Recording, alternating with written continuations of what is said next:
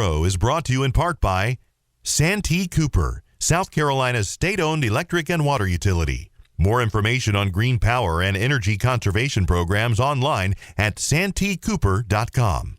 The South Carolina Department of Agriculture, reminding you that certified South Carolina agricultural products help make South Carolina grow. McLeod Farms in McBee, South Carolina. This family farm offers seasonal produce, including over 22 varieties of peaches. Glory Foods, celebrating Southern food with a soulful heritage. Glory Foods, a way of inviting South Carolina back to the dinner table. FTC Diversified, a proud part of your local communities, providing communication, entertainment, and security. Art Fields, a 10-day art competition in Lake City, South Carolina. Additional funding provided by International Paper.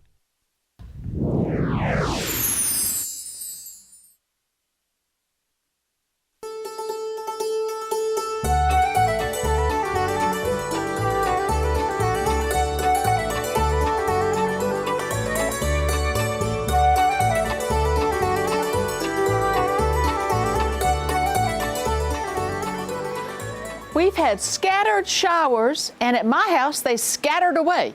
My friends Hank and Ann, who live about 2 miles out of town, got 2 inches of rain, and we had 0.2, and we were glad to get that. I hope where you are, you've had enough rain to keep your garden happy. And I hope that it will continue to come your way if it hasn't come already. It's wonderful here, nice and cool in Sumter, historic downtown Sumter, where we're coming to you from. I'm Amanda McNulty of Clemson Extension, and we're here for another wonderful hour of gardening advice with Making It Grow.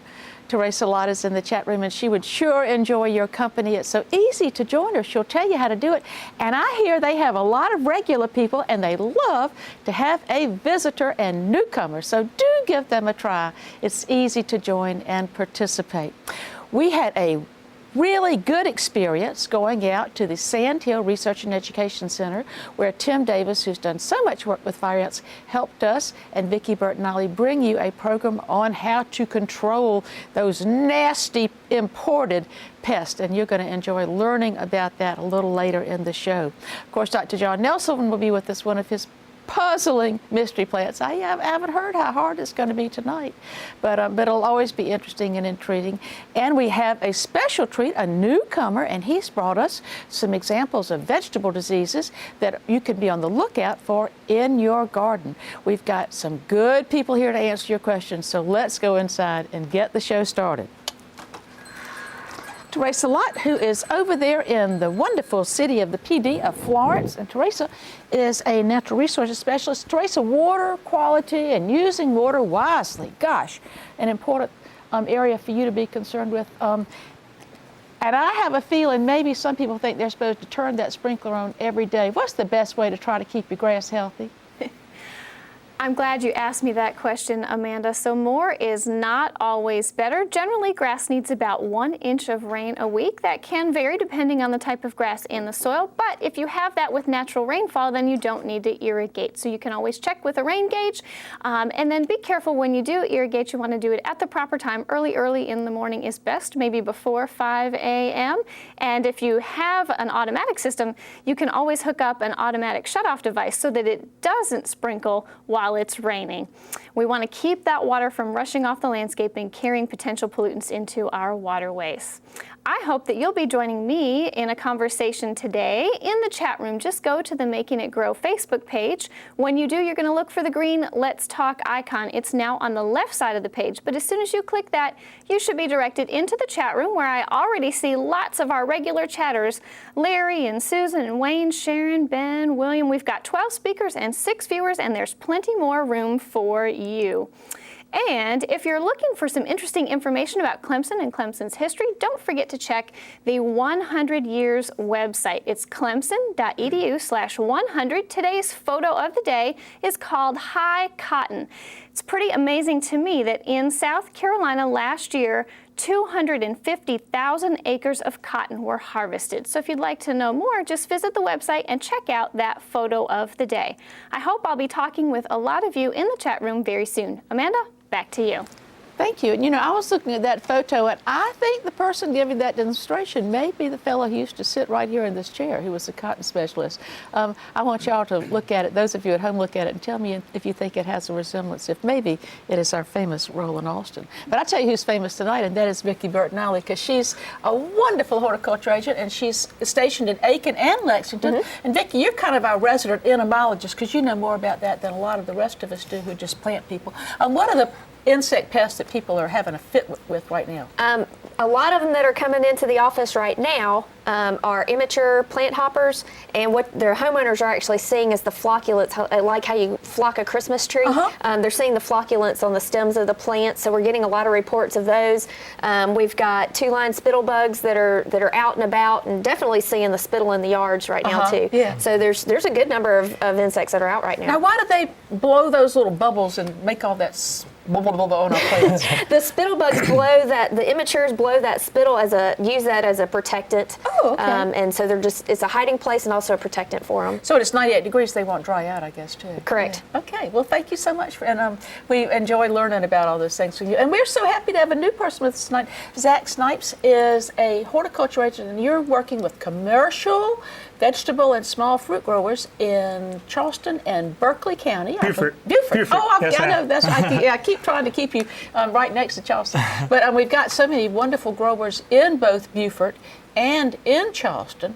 And what's the big crop that's coming in right now? Tomatoes. We have lots and lots of tomatoes right now. So it's interesting getting to work out on the islands and seeing all the tomatoes come in right now. Now, you grew up in South Carolina, and tell me where you went to school. Yes, ma'am. Well, I grew up in Belton, South Carolina, Yeah. in Anderson County.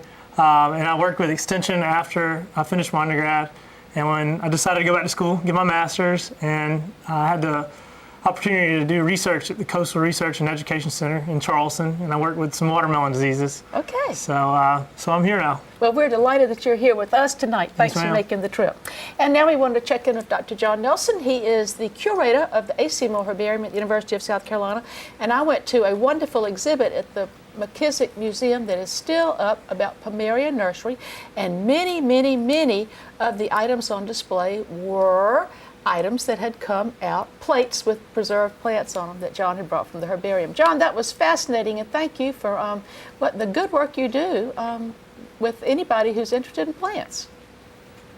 Well, thank you so much, Amanda, for that plug. We're happy to do this public service in identifying plants for people. And as far as McKissick, I'd like to invite everybody to look into going to that really interesting exhibit that's going to be going through September 20th concerning the historic Pomeria Nursery. John, while you're, since you identify things, I know that the chat room any minute is going to want to know the name of that puppy dog. So who is that one? Oh, she's a terrible dog. Her name is Rosie. Rosie. Oh, okay, Rosie. And the other one is? Hannah. Okay, Canna. Okay. Because people will be, inquiring minds want to know the names of John's dogs. Okay. Well, John, inquiring minds also want to know what's growing in their yards. And you are so nice helping all of us with that wonderful free service. If people have something they want to get identified, what's the best way to get in touch with you? Well, by telephone, just give me a call, and that's real easy. Or if you just want to go ahead and send me an image of a plant that you're wondering about, that works out too. And all you got to do is attach an image to an email and send it to my email address. And a lot of times people will just drive up. We have sort of like curb service to get your plants out of your car, so you don't have to park and like walk around in the summer heat, that kind of thing. And let me say, Amanda, also that recently we've had some very interesting plants sent to us that we were able to make specimens out of, and now they're on file.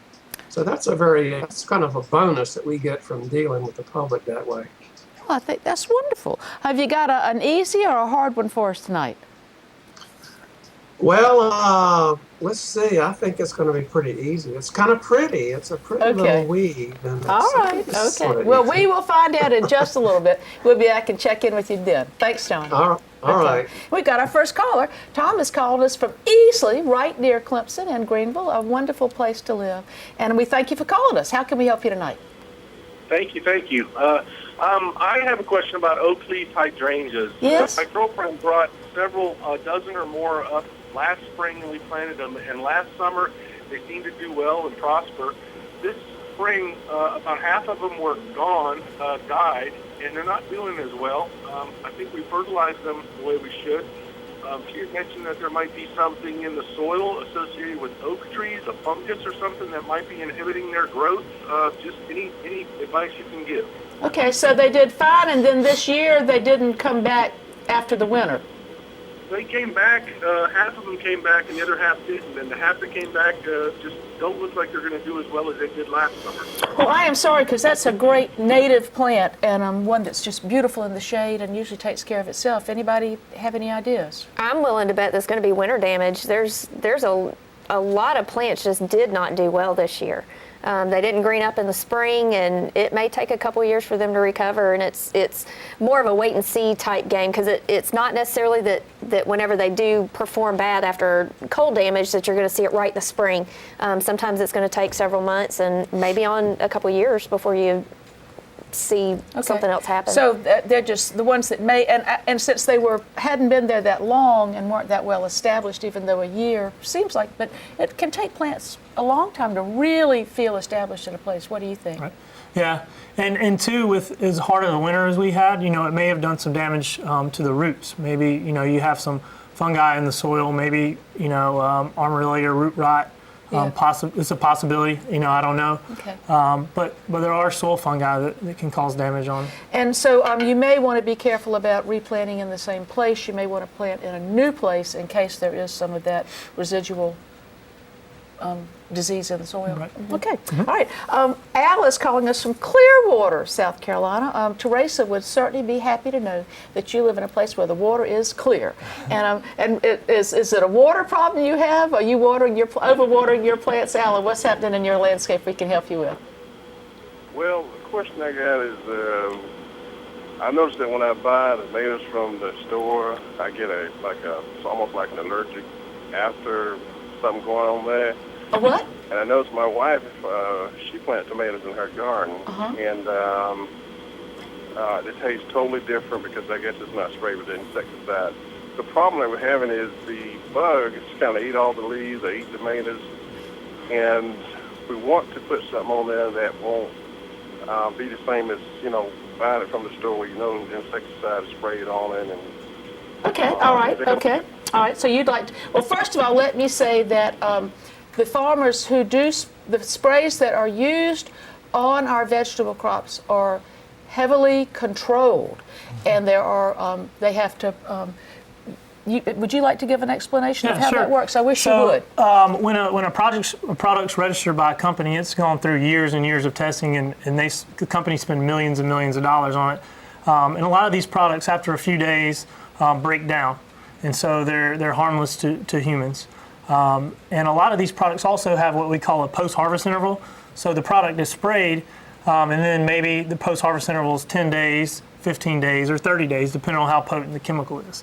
And so what's out there, what they spray on your product, on the tomatoes, is going to be safe when it gets to the consumer. And so any off taste, I think, is probably more a fact of just the tomatoes that are grown commercially, just don't have. I mean, because they have to be shipped, can't have the same flavor as a home garden tomato. Right. But they want to have some tomatoes in the garden, and they're having some problems with insects. And so, what's a strategy that how would you go about controlling? What would you look for? What insect would worry you? Well, it depends on the time of year when you get the insect, and the best thing to do is be proactive and go out and look for insects. Scout.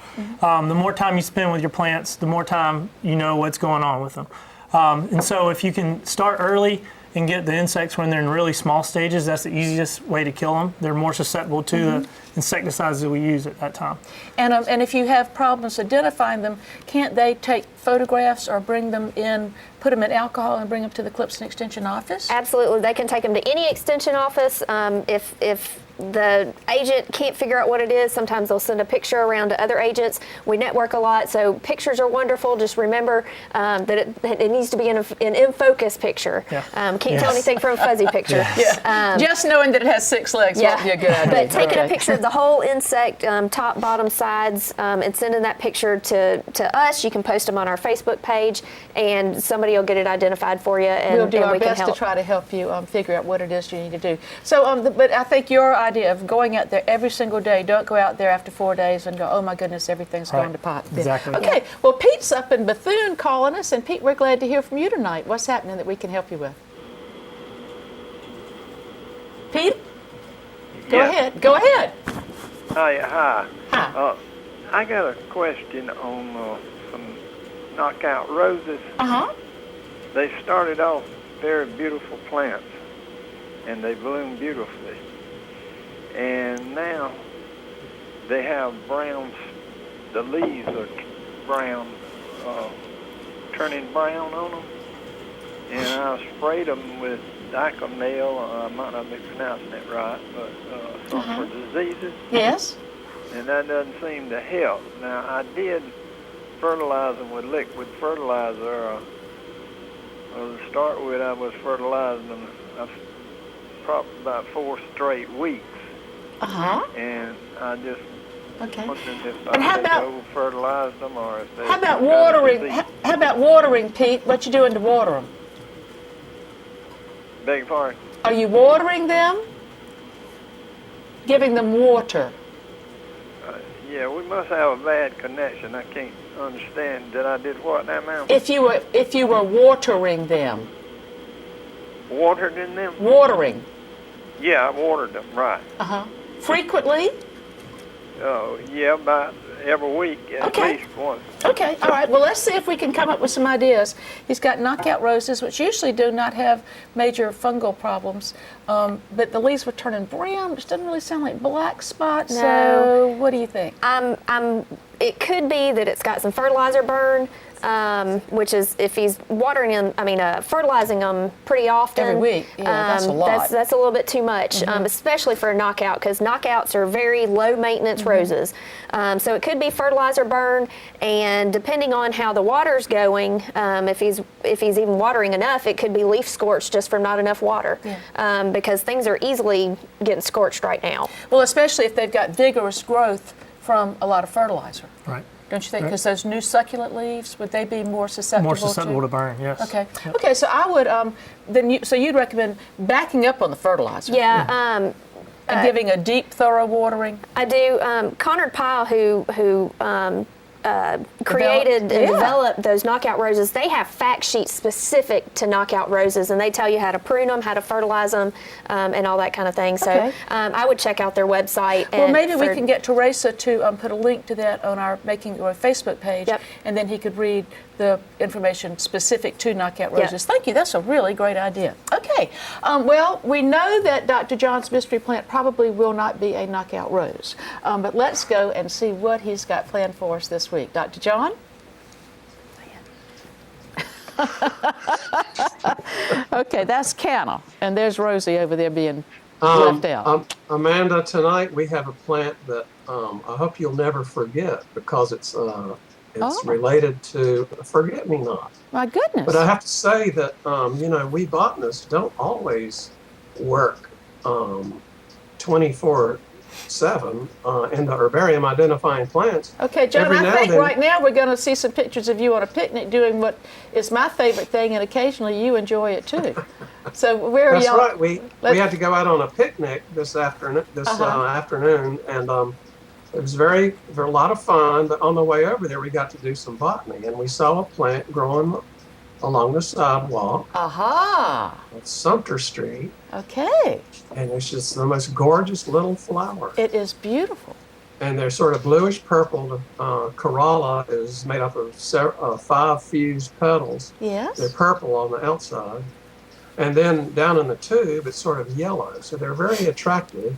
And if you notice closely, these flowers are sort of arranged in a sort of a coiled inflorescence, sort of like what we call a scorpion's tail. Ooh. And as the thing elongates, or as it matures, it elongates. Well, look at that. Just like you might see with a forget-me-not. Wow. But this isn't really a forget-me-not, although it's related to it. And it's kind of a scratchy little plant, kind of a weed, but it is pretty. And it's native to South America, it turns out.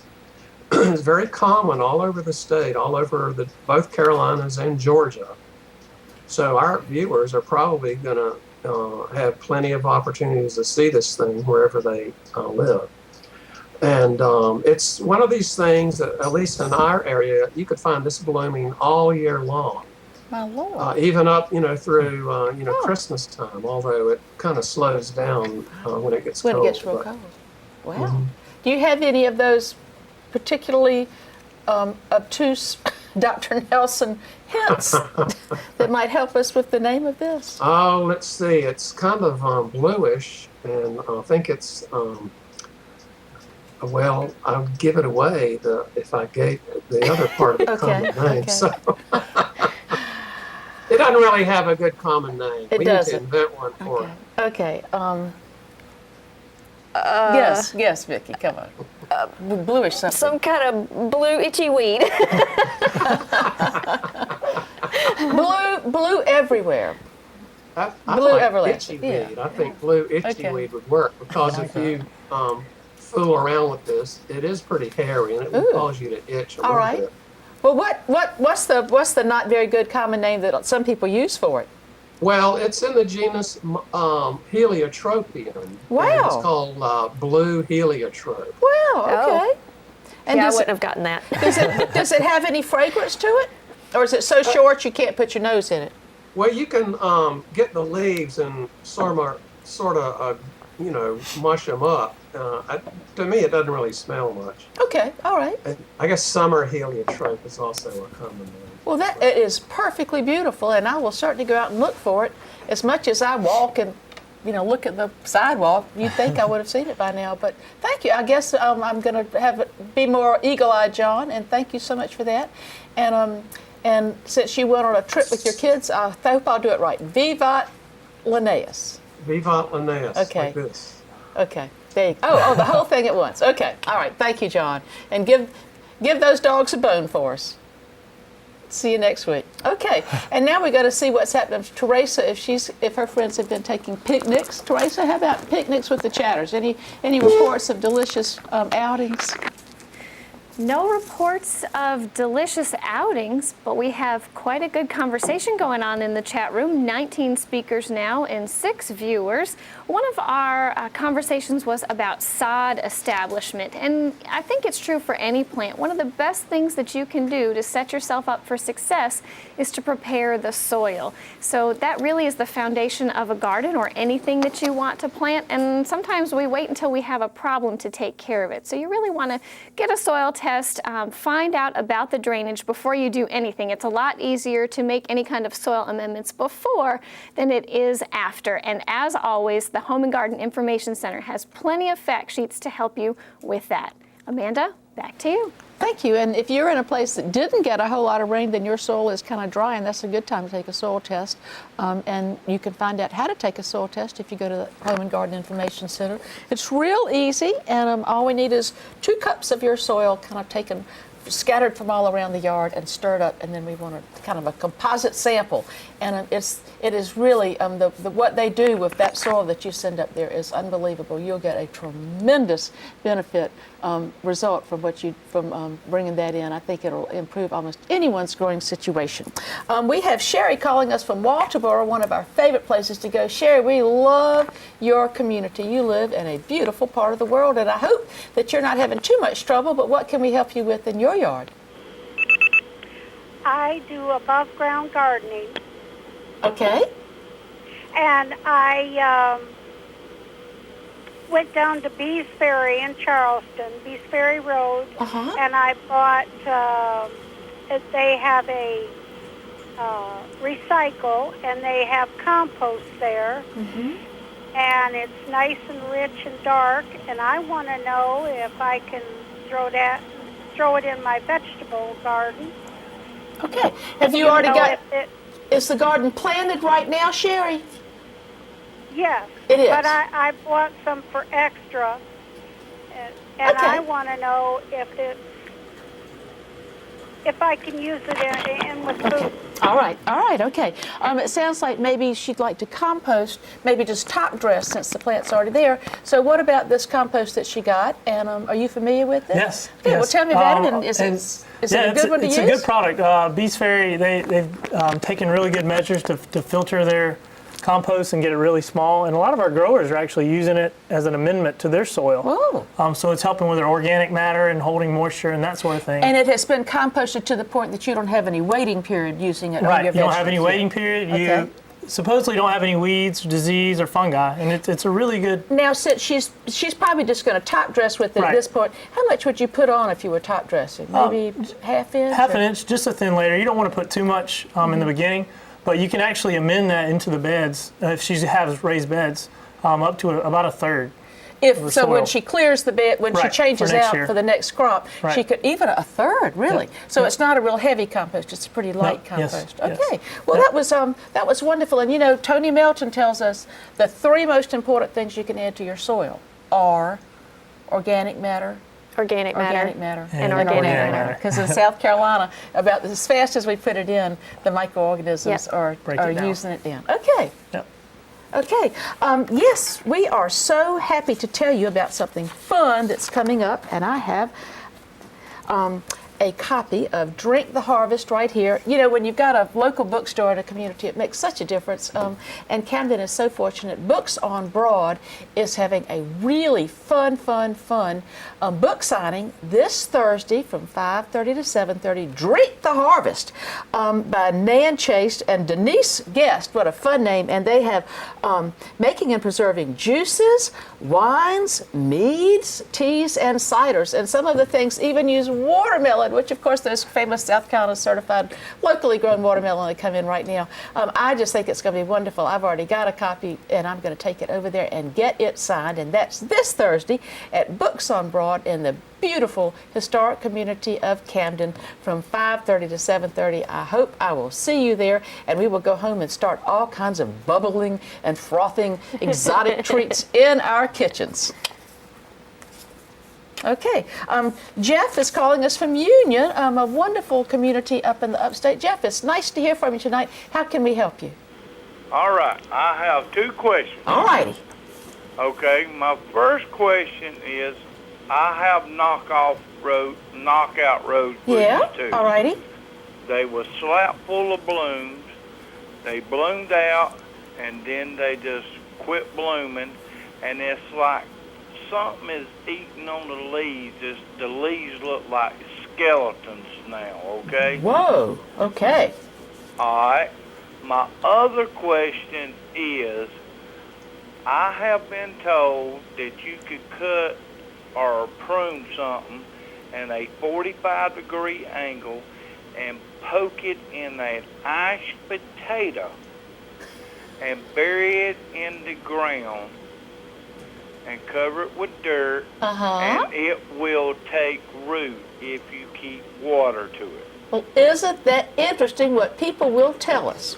And I bet some things that just root like a piece of basil or something that just root almost overnight might do that. But I don't think that, I wouldn't try to root a piece of Daphne like that, would you? No, I think that's going to be one of those wives' tales that we hear. I think so too. I'm not real sure exactly what the potato's supposed to do.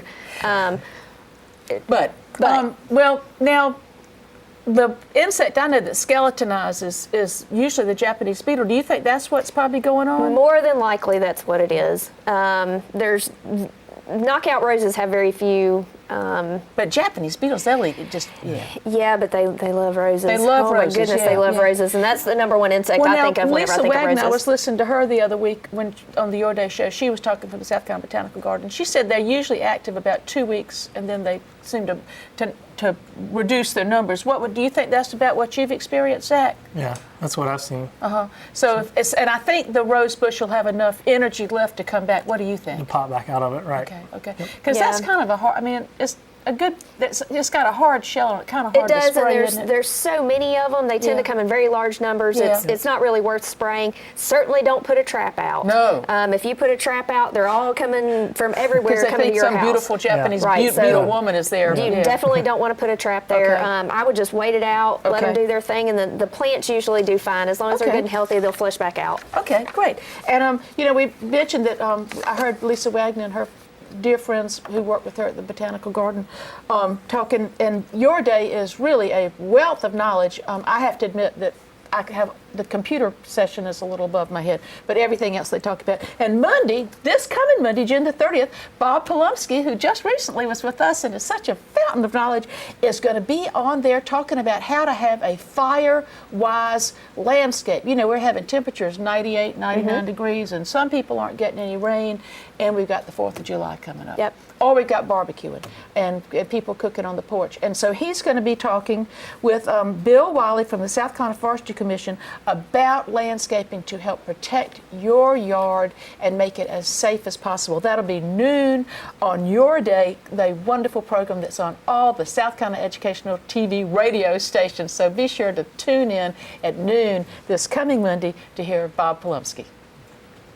Okay, Harry's calling us from Abbeville. Oh, that beautiful tannin. Harry, when I was at the Pomeria exhibit at the McKissick, they had a herbarium sample of a sequoia tree that's still growing in Abbeville, and John Nelson said it's the largest one east of the Mississippi. Do you know that redwood sequoia tree in Abbeville?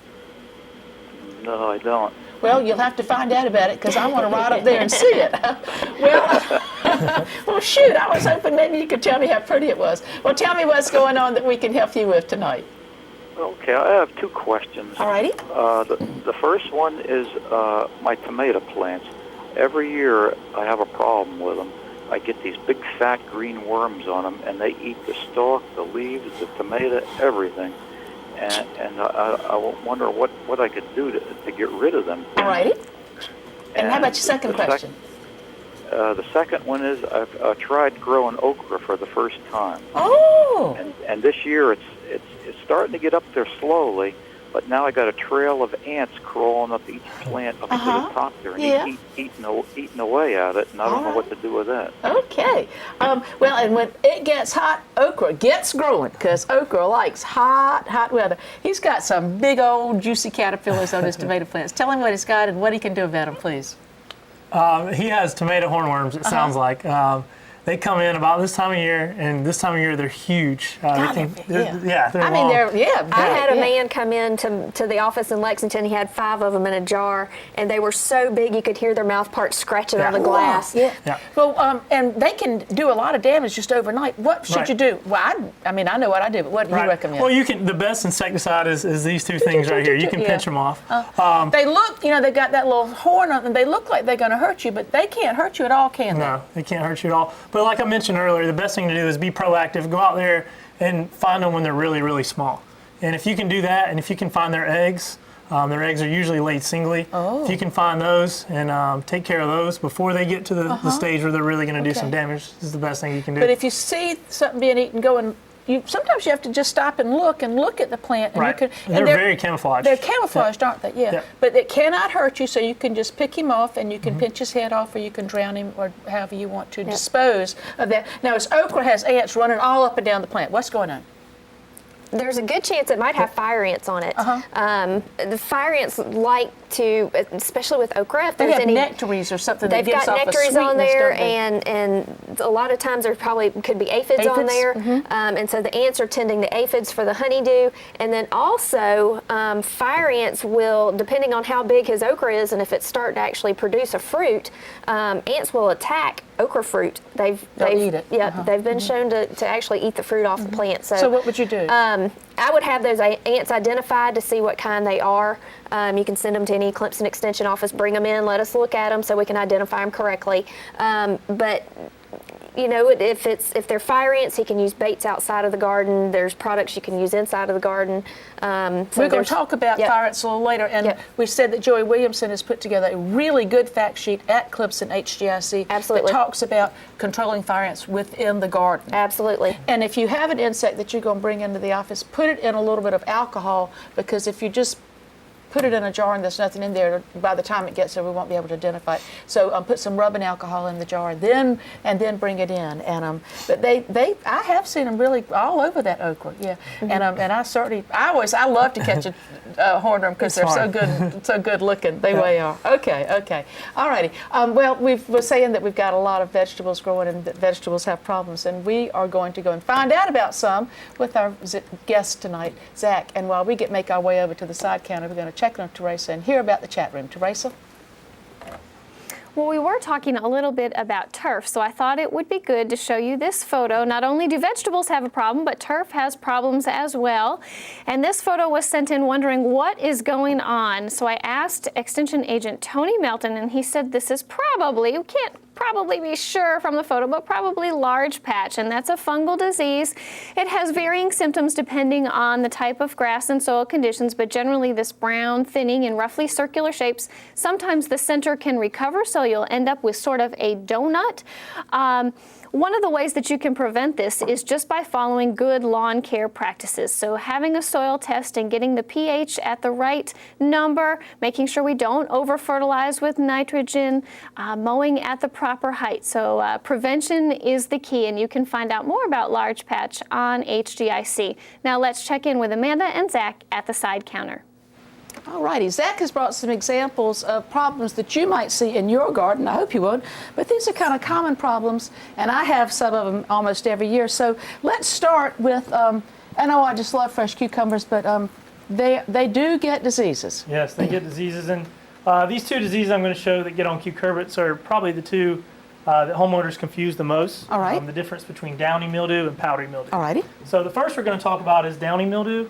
And what we see first, you'll start to see some yellow flecking. Let me see if I can hold this up just a little bit. Okay. You'll start to see some yellow flecking, and it's usually confined within the veins. It's very angular. And then later in the season, as the conditions develop, humid nights, you'll start to see on the backside, you'll see greasy spots on the backside of the plant. And you'll actually, if you look with a hand lens or some type of magnifying device, you can see the actual black spores on the backside of the leaf. So this area down here is where it's actually producing spores. It's producing spores, and those spores will get splashed by rain.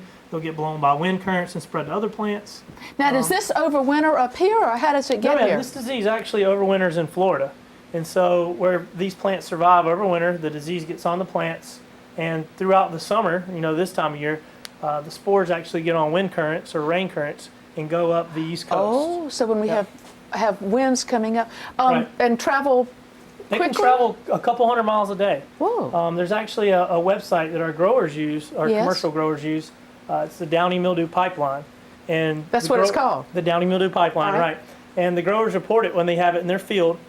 So growers north of them know when to spray protective fungicides and that sort of thing. So that way they don't have to spray a protective just willy-nilly. They do it when they know it's on the way, which cuts down on the use of insecticides. Right, so it cuts down on the use of pesticides. Pesticides, correct. Correct. Okay, and so this was downy mildew, and that was on a cucumber, and then this is a butternut squash, and it has another mildew, but it's a different type. Right, and this is actually powdery mildew, which is an actual real fungus. And so what we see on powdery mildew is on the top and the bottom side of the leaf, you can see these white clusters of powder. You can really see it. And it almost looks like somebody squirted baby powder on it. It kind of does, doesn't it? Yeah. Yep. Now, and does that one also travel up and come as the summer gets hotter and humid? Yes, ma'am. It actually blows on wind currents as well. Okay. Yep. Now, is there a cure for these, or do we use a protectant sometimes, or do we just try to get our crop in real early? Well, you can get your crop in early and try to avoid when the spores are being blown. The second thing you do is use some resistant cultivars. Oh. The HGI website has a lot of ideas that are for cultivars that have resistance to both powdery and downy mildew. Well, that'd be a good decision. Exactly. So those two things, but if you're worried about getting the disease, you can spray a protectant fungicide before the disease gets there, and hopefully you won't get the disease. But if you do, you can spray a curative fungicide. Alrighty. And now if I have this downy mildew, powdery mildew, is that going to get on my phlox or my crepe myrtle or things that are susceptible to powdery mildew? No. So the interesting thing is powdery mildews, they're host specific. So the ones that get on cucurbit crops, squash, cucumber, watermelon, Okay. Those sort of crops, the powdery mildew only gets on those. Oh. So the one that gets on crepe myrtles and tomatoes is a different species. Great. Okay. This is one of the saddest looking tomato plants I've ever seen because it looked like it was getting so big and healthy, and now it just looks deader than a doornail. What happened? Yep. So we've seen a lot of this year from both homeowners and our commercial growers. It's called bacterial wilt, and the plants are super healthy, and they get up to about waist high, and then they start wilting, and then 2 days later they look like this. Oh, well, what has happened?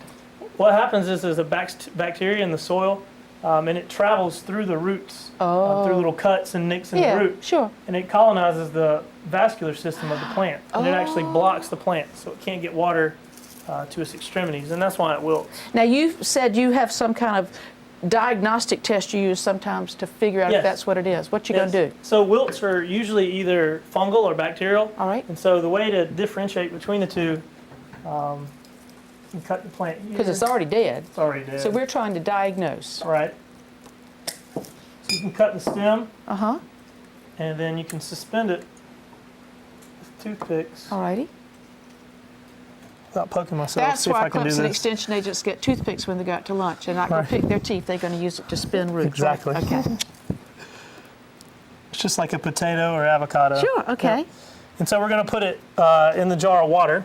Mm-hmm. And it's not going to happen immediately, but within 10 to 15 minutes, we'll get what's called bacterial streaming, and that's the actual bacteria coming out of here. If we see that, we have to make some decisions on planting. So tell me what that means as far as replanting tomatoes or other members of that family. Right. So if you have bacterial wilt, that probably means you can't plant anything in the solanaceous family, tomato, potato, pepper, for a few years at least. So we should move to a different spot. And you had an interesting story about a tiller or something and spreading this disease. Tell me what happened. Yeah, so this year I actually saw a field that had bacterial wilt in it pretty bad, and they were tilling the soil, and then they took their equipment and moved to a different field about 300 to 400 yards away.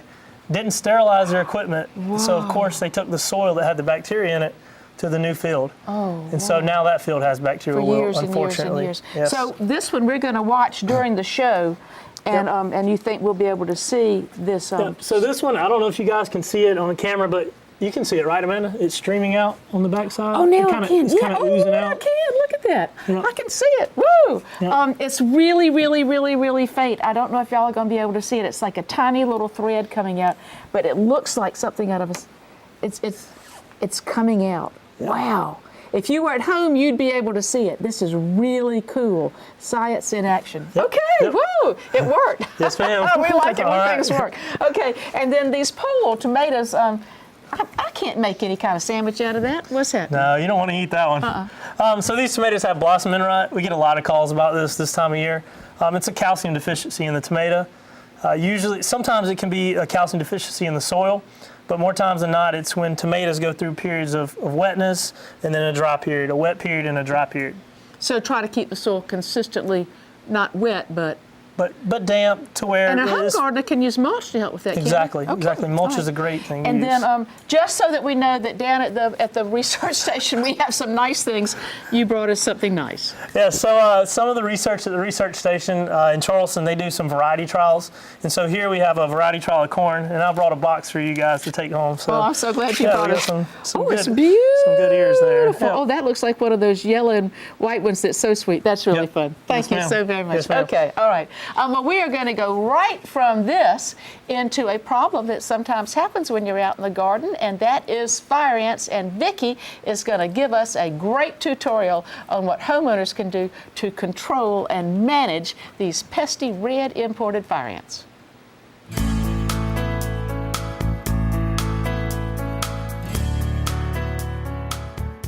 We are at the Children's Garden at the Sandhills Research and Education Center in Columbia, South Carolina, and I'm with Vicki Burton-Ollie, one of our favorite extension agents, and she knows a lot about fire ants. Vicki, I think you've got to be pretty careful where you take kids these days, because you sure don't want them getting eaten up by those fire ants. Absolutely not. You know, fire ants can be a real health hazard. Even though they're useful in the landscape with being a #1 predator there, but they also have a medical issue. Some people are very allergic to them, just like your other ants, bees, and wasps. People can have negative reactions such as anaphylaxis. And y'all have a system that called, I think, the Texas two-step, that's really exciting because I like it. It's easy for a homeowner, and from what I understand, it's really pretty targeted towards ants. So tell me about the product that we're going to use today. One of the products that we're going to use today is a bait. So fire ants think it's food, so they're actively going to seek this stuff out. That's going to be our first step. And then the second step usually takes a week later, but for time's sake, we'll show a little bit of it today. They use a contact insecticide to get what we call problem mounds. These are going to be mounds that are where the kids are going to play, where the dogs sleep, where you park your car next to the front door, the sidewalk, things like that. And so the bait is, when we look at it, it looks kind of like cornmeal or something. So tell me what's in it and how we're going to go about deciding when we should apply it. Some folks say that it looks like cornmeal, some folks say that it looks like grits, and the reason why is because these are actually ground up corn cobs. So it's not the same as cornmeal and it's not the same as grits. So it's ground up corn cob. They have soybean oil on it as an attractant for the fire ants, and then there's also a toxicant in it. But these things the baits, the way that they're formulated, are very, very safe. And we're going to broadcast this with a hand spreader throughout the landscape. Okay. Well, you said it's important that the environmental conditions are right. So tell me what we're looking for on the days when we think maybe we should go out and apply a bait. Whenever we're trying to apply baits, there's some timing issues you need to think about. The research has shown that you apply fire ant baits in late May, early June, late September, early October. And what we're looking for is whenever the ground temperatures are consistently 70 to 85 degrees. So even though the ambient temperature may be 80 degrees, the ground temperature at night may not be, and they've got to be consistent over several nights in order for fire ants, for their metabolism to catch up with the weather conditions, because insects are very temperature dependent on how things work. And so they have to catch up with the weather conditions, and then whenever it's nice and consistent, 70 to 85 degrees on the ground, it's time to put out your bait. But you have a little pre-test to see if they are really actively foraging, which I guess means, I call it going to Walmart and shopping. So tell me what that little pre-test is. We tell people, if you don't remember anything, remember the potato chip test. You take a regular greasy potato chip. Not a fat-free. Not a fat-free, not a baked one. They need that soybean oil or the peanut oil that's been fried in. And so we put that potato chip out, leave it for 10 minutes, come back. If there's fire ants on it, you can put out your fire ant bait, because that means that they're foraging. Now, when you put this bait out, have I got to get it on every single square cubic centimeter of ground? Because this is a bait and ants think that the bait is food, they actively forage for this stuff. So you don't have to be exact. You don't have to walk in a perfectly straight line. You don't have to cover every single inch of your yard. This is one of those things where it can be a little messy, and which means not perfect, and it'll still be fine. Now, since it does look like a little granule, do I need to make sure that the ground is dry? Is that important? It is important that the ground be dry. If you put your bait out early in the morning, make sure that the dew's dry. And the reason is if you put the bait out whenever it's wet, the corn cob grit will end up getting wet and mushy, and then that means that the fire ants don't think it looks very good, it doesn't taste very good, and they're not going to pick it up. Now, how long does it take when we put this typical bait out before we see a reduction in the activity? Depending on temperature and depending on what product you use, it can take anywhere from, like if you use one of the faster acting baits, it could take a few days. Most of the time it takes 4 to 6, 8 weeks before you're going to see a reduction. But if you're applying it twice a year, every year, you're gonna over time see the reduction, because your spring application controls your fire ants during the spring up through the end of the summer, and then your fall application treats your fire ants from the fall up through the winter into your next spring application, and so it's nice and consistent. Now, this product has a short time frame of activity, I believe, and that's good, but it also means, from what I've learned, that fire ants are mating and new ones are coming down. So when you put out this bait, I guess it gets all the fire ants that are on the property that day. Yes, the way that baits work, it's going to be fed through the mounds, and that's why you're treating it twice a year, is because you're targeting at the times when they're going to have the highest incidences of mating flights. And so if you do it too early, They haven't had the mating flights, and so you don't have a lot of potential queens out there and available so that they can get the bait. Same thing in the summertime, and so that's why you time it so that it's spring and fall. But if I'm getting ready to have, suppose somebody's coming over to, that I hadn't seen in a long time, and I go out, and all of a sudden I see that overnight it seems like this mound has popped up, even though I treated a while back. What can I do in that situation? You can actually use a contact insecticide if you want to. It's going to be fast acting for right then and there. It's probably not going to kill the queen, but you'll kill enough of the workers so that the mound probably won't be a problem. Okay. And if people want to learn more about treating fire ants, are there some extension sites that have good information for people? There's several of them. There's the Clemson HGIC has a fact sheet on treating fire ants in vegetable gardens. And then the e-extension website, which is extension.org/fire ants, it's a clearinghouse for fire ant information. All the universities that do work on fire ants have put all of their research in one place. Well, I'm really excited to think that if I'm on a picnic, I may have some little ants that are native to South Carolina, but I won't have those mean old fire ants. And thank you for explaining this to us. You're very welcome, Amanda.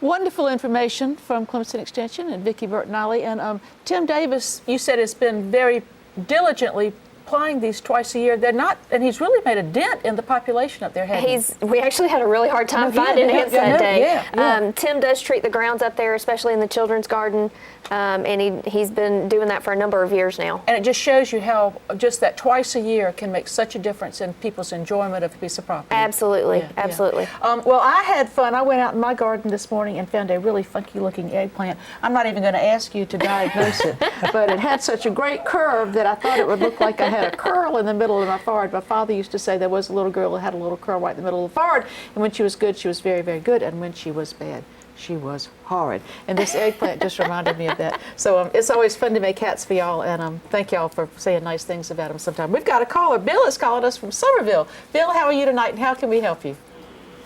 Good. How are you, ma'am? I'm doing good, thanks.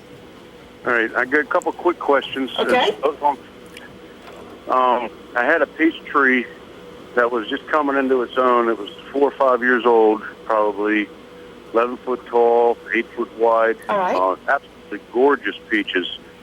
And then it got a gray ash fungus or something that just came up the trunk and all the branches and everything. And I talked to local nurseries, and they, maybe it might be this, and I sprayed it. And in the spring when it came, and that was in the fall, and in the spring when it bloomed, and it bloomed great, and all of a sudden it just died. Oh, goodness. All right. Well, and we're almost out of time. To plant another one. Okay. We're almost out. Did you have another question real quick? On Concord grapes. I have a gorgeous bunch of Concord grapes on a trellis. Several hundred good bunches of grapes, and they won't turn purple. They won't turn into what they're supposed to turn. They just stay green, and then eventually rot and die over the years. All right. Well, let's see if we can help you. There are some backyard fruits that are easy, and a peach tree is not one of them. Right. Okay. And peaches are generally suited better for the upstate as opposed to the low country. Okay. And peaches are very susceptible to a lot of fungal diseases. Okay. And then with grapes, I know that if you're planting something that's not a muscadine, there's a lot of spraying that's involved. Is that correct? Right. Yeah. So, but there's some easy things: blueberries, and muscadines and figs. Right. Yes. They're easy. Yep. Okay. Teresa, we have had such a good time with you tonight. Thank you for being with us. It is always my pleasure to be here, and what a great time in the chat room. We got up to about 26 people in there, so as you can imagine, the time just flies by. We often refer to HGIC, or the Home and Garden Information Center. Lots of great information on there. It's clemson.edu/HGIC for Home Garden Information Center, or you can just use your favorite search engine to find it. It should pop up very close to the top. I'll be checking the Facebook page throughout the week. Look forward to seeing your pictures. Amanda, back to you. Bill, I'm afraid we were running out of time, but I think what I was trying to say was that there are so many diseases for peaches, and then, as Zach said, they don't do well in the low country. So I think you are wise to be gun shy about planting another peach. Dr. Smith always says use your peach producers. Thank you so much for being with us. It was Yes, great ma'am. fun having you with us. I hope your mom and daddy were watching. Yes, ma'am. And Vicki, you did a great job with this fire ant thing. Thank and you. people, I think we can really enjoy it. We can take back our yards. Absolutely. We can't get rid of them, but we can control We can and live with manage. them. Yeah, and that's just kind of like having children. You can't make them do everything you want. You just want to have them mostly cooperate with you, and we're trying to all make our outside life cooperate with us. Thank you for being a part of this wonderful program, Making It Grow. We enjoy y'all.